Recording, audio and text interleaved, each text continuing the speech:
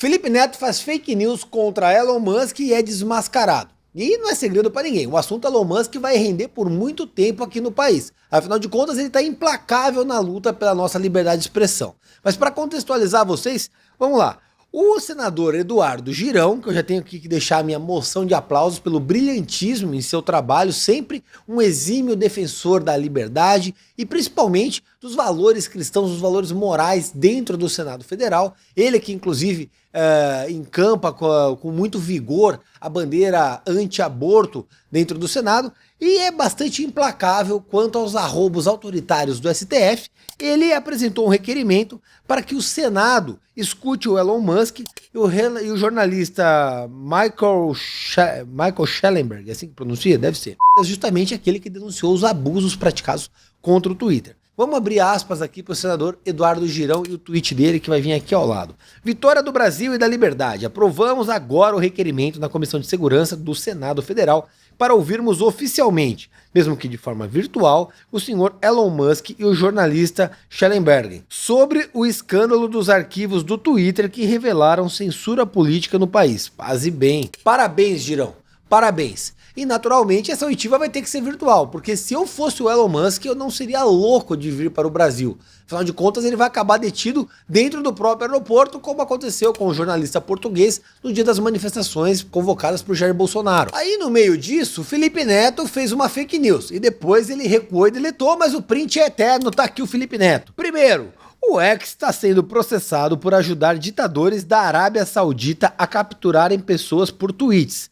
Alguns desapareceram, outros foram torturados, outros presos. Como o Kiko dos Foguetes pode dizer que está preocupado com a liberdade do Brasil? A verdade.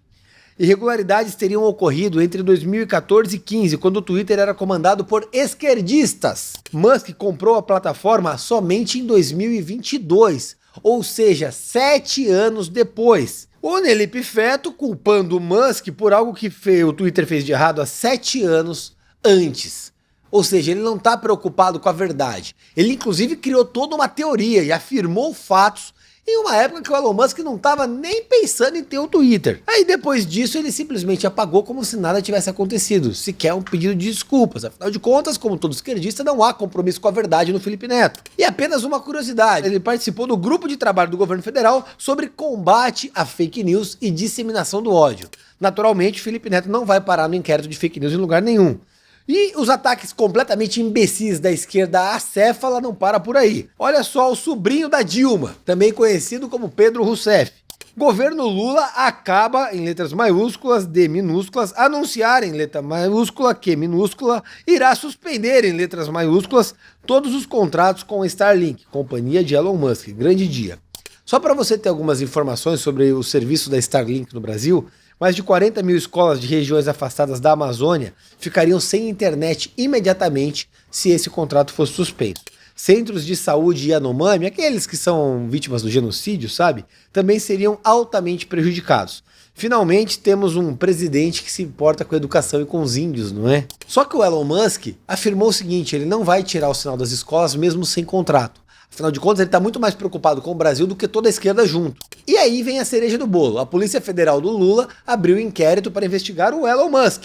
Sabe o que eles vão investigar? Obstrução da justiça, organização criminosa e incitação ao crime. E o Alexandre de Moraes atacou novamente as Big Techs. O Xandão negou solicitações do Twitter para que novas ordens judiciais sejam endereçadas à matriz da empresa. Ou seja, o Twitter falava, olha, se vier novas ordens judiciais, encaminhem aqui nesse endereço. Ele negou. E depois ele disse que a empresa está sendo cínica e está tentando fugir das ordens emanadas pelo STF. Como? Se a empresa está lá apresentando o endereço. E pior, ele passou a estender a responsabilização das ordens para os funcionários. Ele disse o quê? Se as empresas não respeitarem as ordens judiciais no país, os funcionários poderão ser presos.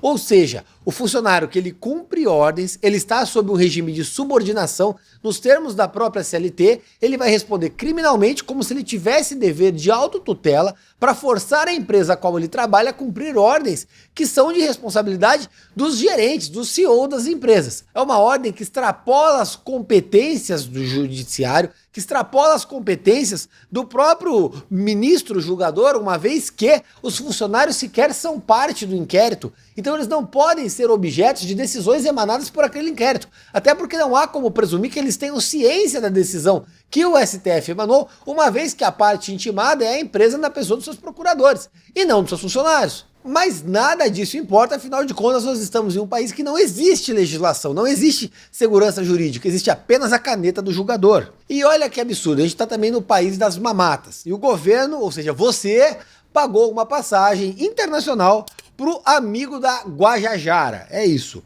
Mesmo com o aumento de 6% nas mortes e Yanomami, o Ministério torra dinheiro com viagens. A Sônia Guajajara está mais preocupada em mandar os amigos passearem, esse é o PSOL. O Ministério dos Povos Indígenas, da Sônia Tabajara, gastou 75 mil para o amigo viajar. O valor exato foi 76.234 para Rony Sobrinho. Ano passado, o amigo da Guajajara custou mais de 5 mil reais aos cofres públicos para ir ao Rio de Janeiro com a ministra Nízia Trindade, é aquela que não sabe nada da saúde. Detalhe, Rony ele é um colaborador eventual e não é remunerado, ou seja, ele é só um penduricalho para mamar nas suas tetas e você pagar a conta dele. E não é o único escândalo desse governo desse tipo. O meio ambiente, mesmo com desmatamento recorde, uma ONG ligada a Marina Silva recebeu 35 fucking milhões de reais do fundo da Amazônia e gastou 80% com consultorias e viagens, ou seja, o dinheiro que era para salvar a Amazônia, salvou os amigos da Marina para dar um rolê por aí e você continuou pagando a conta. Não para por aí. Mais um escândalo na saúde. A Nízia Trindade, a ministra responsável pelo desastre da dengue, repassou 51 milhões a mais para a cidade onde o filho dela é secretário. A portaria que autorizou a transferência foi assinada pela própria ministra, ou seja, há um notório desvio de finalidade e interesse da parte. No mês seguinte, o filho dela foi contratado como secretário. Aparentemente, o salário dele foi bem pago. Lembrando que o governo gastou 12,2 milhões no combate à dengue, 61% a menos do que a gestão Bolsonaro. Ou seja, ela mandou quase 5 vezes mais do que ela gastou com a dengue para a cidade onde o filho dela é secretário.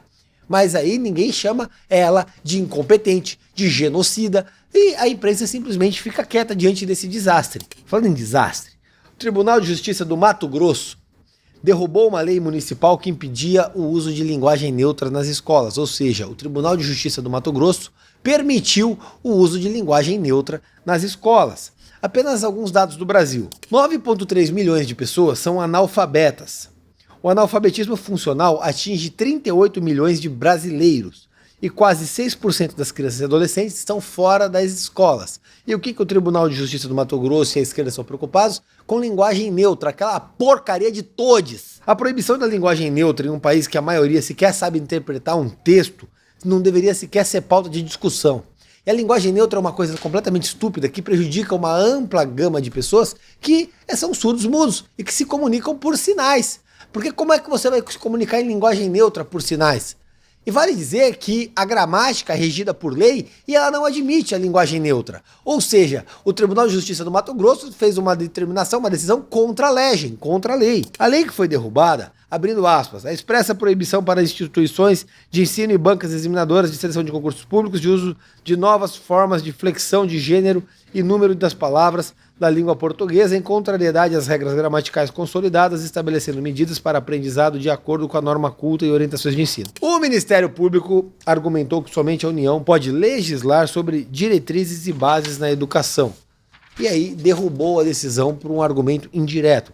No governo federal, o Concurso Público Nacional Unificado, o Enem dos concursos, não vai ter questões de língua portuguesa. Afinal de contas, eles resolveram, assim como a sua família e seus valores cristãos, sepultar a língua portuguesa. Mas aí vamos ficar com inveja dos argentinos? Vamos, né? Porque vamos começar, eles têm presidente, a gente não. O Milei vai privatizar os presídios. Ele vai vender os presídios para empresas privadas e zerar o gasto público com vagabundos encarcerados. As prisões atuais serão vendidas para empresas imobiliárias e isso financiará a construção de novos presídios privados mais seguros e longe dos centros urbanos. Afinal de contas, preso tem que ser alocado lá no raio que o parta, bem longe da cidade. E além disso, o Milei quer aprovar uma lei que para permitir que o exército possa ser usado contra o tráfico de drogas, ou seja, tolerância zero com traficante. No Brasil a coisa é diferente. Em Mossoró, pela primeira vez na história, bandidos fugiram de um presídio de segurança máxima federal. E tudo isso foi muito caro. O gasto mensal em presídios estaduais no Brasil é R$ 1.800 por preso. E nos presídios federais é isso, R$ 35 mil por preso. E mesmo assim, algumas câmeras simplesmente não funcionam.